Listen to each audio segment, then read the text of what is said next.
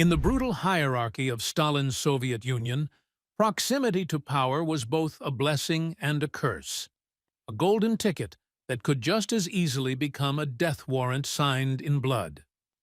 Among the men who navigated this treacherous landscape, few understood this paradox better than Marshal Semyon Konstantinovich Timoshenko, a military commander whose competence earned him accolades, whose loyalty brought him close to the very heart of Soviet power, and whose family ties to Stalin himself became not a source of pride, but a burden he carried with quiet resentment until his final days. This is the story of a man who rose from the peasant fields of Ukraine to command millions of soldiers, who survived the Great Purge when thousands of his colleagues perished, who became Stalin's in-law through circumstances that bound him forever to a dictator he could neither escape nor openly oppose, and who lived long enough to see the system he served with distinction crumble into the pages of history. Semyon Timoshenko was born on February 12, 1895, in the village of Furmanka in Bessarabia, then part of the Russian Empire, to a family of Ukrainian peasants who knew nothing of military glory or political intrigue. His early life followed the predictable pattern of rural poverty in late imperial Russia: limited education, hard labor, and the ever-present shadow of conscription. When the First World War erupted in 1914, Timoshenko was drafted into the Imperial Russian Army, where he served as a machine gunner and then as a cavalryman, rising to the rank of non-commissioned officer through a combination of courage under fire and natural leadership ability that his superiors could not ignore. The collapse of the Tsarist regime in 1917 presented Timoshenko, like millions of other Russian soldiers, with a choice that would define the rest of his life. He chose the Bolsheviks. During the Russian Civil War that consumed the former empire from 1918 to 1922, Timoshenko fought with distinction in the legendary 1st Cavalry Army, commanded by Semyon Budyonny, a flamboyant and brutal cavalry commander whose forces became synonymous with Red Army victories in the South. It was here, in the dust and blood of Ukraine and the Caucasus, that Timoshenko forged the relationships that would shape his career. He became close to Budyonny, whose patronage would prove invaluable, and he caught the attention of the army's political commissar, a Georgian Bolshevik named Iosif Vissarionovich Jugashvili, better known to history as Joseph Stalin. The bond formed in those years of civil war, when survival depended on absolute trust and shared ideology, would later become a chain Timoshenko could never break. Throughout the 1920s and early 1930s, as Stalin consolidated power and transformed the Soviet Union through forced collectivization and breakneck industrialization, Timoshenko climbed steadily through the military ranks. He commanded cavalry divisions, then corps, demonstrating administrative competence and political reliability in equal measure. Unlike many old Bolsheviks who questioned Stalin's methods or harbored doubts about the pace of change, Timoshenko kept his head down, followed orders, and delivered results. When the Great Purge began in 1936, sweeping through the Communist Party and the Red Army like a scythe through wheat, this political caution saved his life. The military purges of 1937 and 1938 remain among the most devastating self-inflicted wounds any army has ever suffered in peacetime. Stalin, paranoid about potential opposition and convinced that the military officer corps harbored traitors and foreign agents, authorized the arrest and execution of tens of thousands of commanders. 3 of 5 marshals of the Soviet Union were shot. 13 of 15 army commanders were eliminated. 62 of 85 corps commanders disappeared. 110 of 195 divisional commanders were arrested. The institutional knowledge, tactical expertise, and operational experience accumulated over 2 decades of warfare and training evaporated in a bloodbath driven by paranoia and false confessions extracted under torture.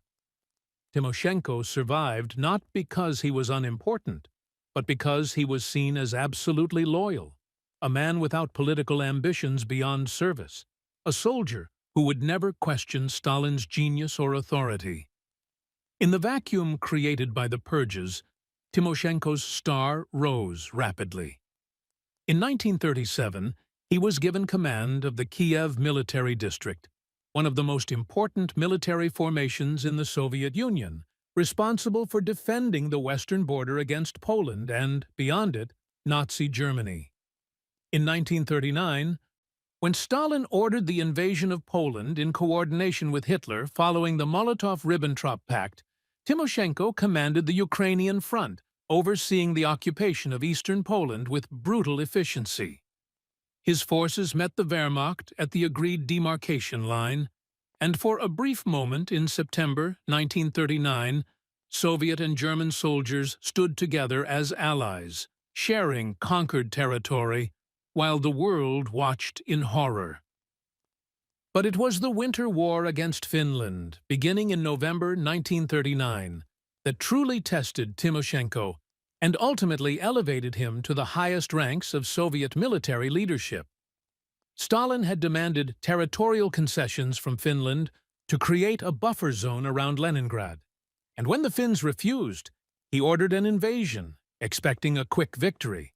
Instead, the Red Army encountered fierce resistance from a small but determined Finnish force that used the winter terrain, superior tactics, and intimate knowledge of the landscape to inflict devastating casualties on Soviet forces. The initial Soviet offensive, poorly planned and executed by commanders still reeling from the purges, resulted in catastrophic losses. Entire divisions were encircled and destroyed in the frozen forests of Karelia. Soviet casualties mounted into the hundreds of thousands while the world looked on, perceiving Soviet military weakness and incompetence. In January 1940, with the war going disastrously and international pressure mounting, Stalin replaced the failed commanders and appointed Timoshenko to lead the Northwestern Front with a mandate to achieve victory at any cost. Timoshenko reorganized the offensive, concentrated overwhelming force against the Finnish Mannerheim Line, and employed massive artillery bombardments, followed by infantry assaults that ground through Finnish defenses through sheer weight of numbers and materiel. The tactics were brutal, and the casualties enormous. But by March 1940, Finland was forced to negotiate. The Soviet Union gained the territory Stalin had demanded, but the price was steep. Over 126,000 Soviet soldiers dead, and hundreds of thousands wounded. The performance of the Red Army had been so poor that Adolf Hitler and his generals concluded the Soviet military was a hollow force, a paper tiger that could be defeated in a single campaign season. This miscalculation would shape Hitler's decision to invade the Soviet Union just over a year later. Despite the horrific casualties, Stalin viewed Timoshenko as the man who had salvaged victory from disaster. In May 1940, Timoshenko was appointed People's Commissar for Defense, replacing Kliment Voroshilov, one of Stalin's oldest cronies, who had proven utterly incompetent during the Finnish disaster. As Defense Commissar, Timoshenko attempted to implement reforms to address the glaring weaknesses revealed by the Winter War. He worked to improve training, restore proper military discipline that had been undermined by the political commissar system, and modernize tactics to account for the realities of modern mechanized warfare. But time was short, and Stalin's interference constant. The dictator refused to believe intelligence reports indicating that Germany was preparing to invade, dismissing warnings from his own intelligence services, from foreign sources, even from German deserters who crossed the lines to warn of the impending attack. On June 22, 1941, Operation Barbarossa began. 3 million German and Axis soldiers, supported by thousands of tanks and aircraft, crashed across the Soviet border in the largest invasion in human history. The initial German onslaught was catastrophic for the Soviet Union. Entire armies were encircled and destroyed within days. The Luftwaffe achieved near-total air superiority, destroying thousands of Soviet aircraft, many caught on the ground. Within 3 weeks, German forces had advanced hundreds of kilometers, captured millions of prisoners, and appeared unstoppable.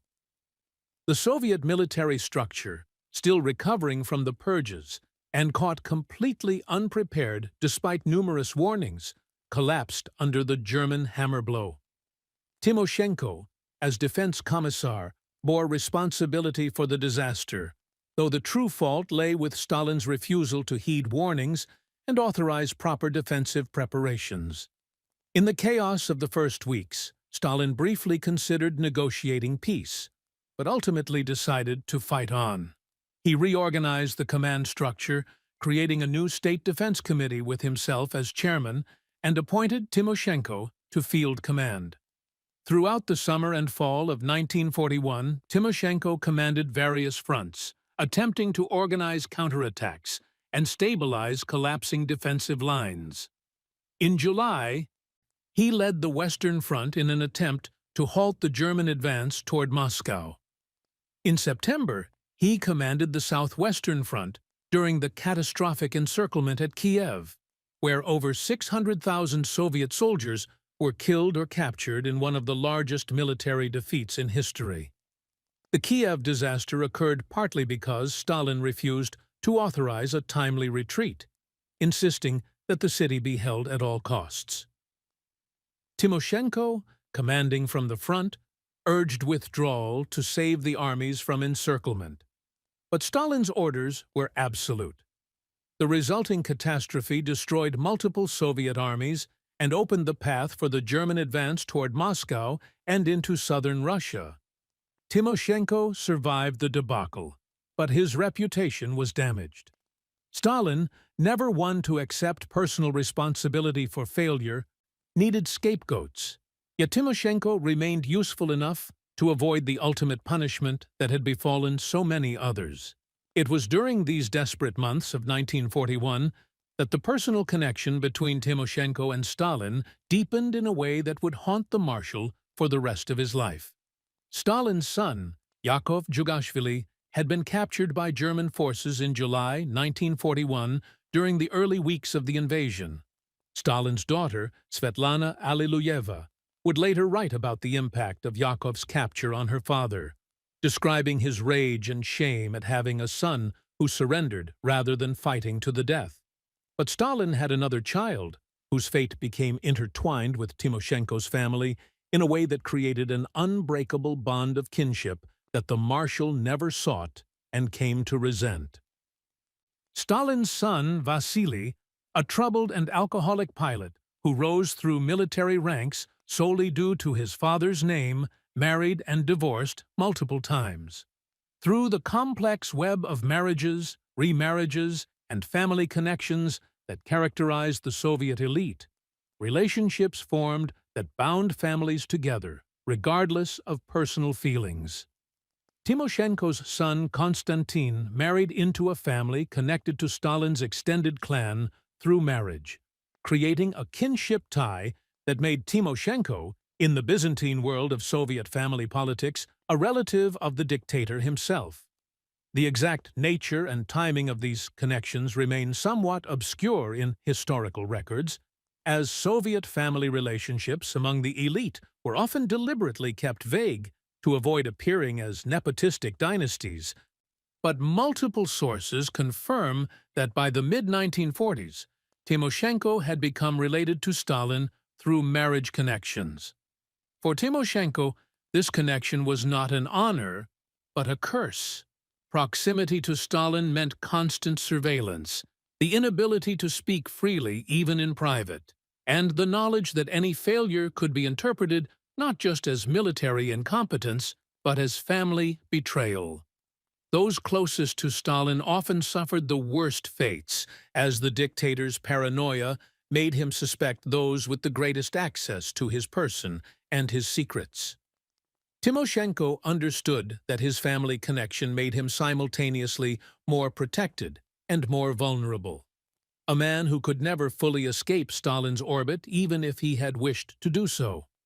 Throughout 1942 and 1943, as the war reached its critical phase, Timoshenko continued to command various fronts with mixed results.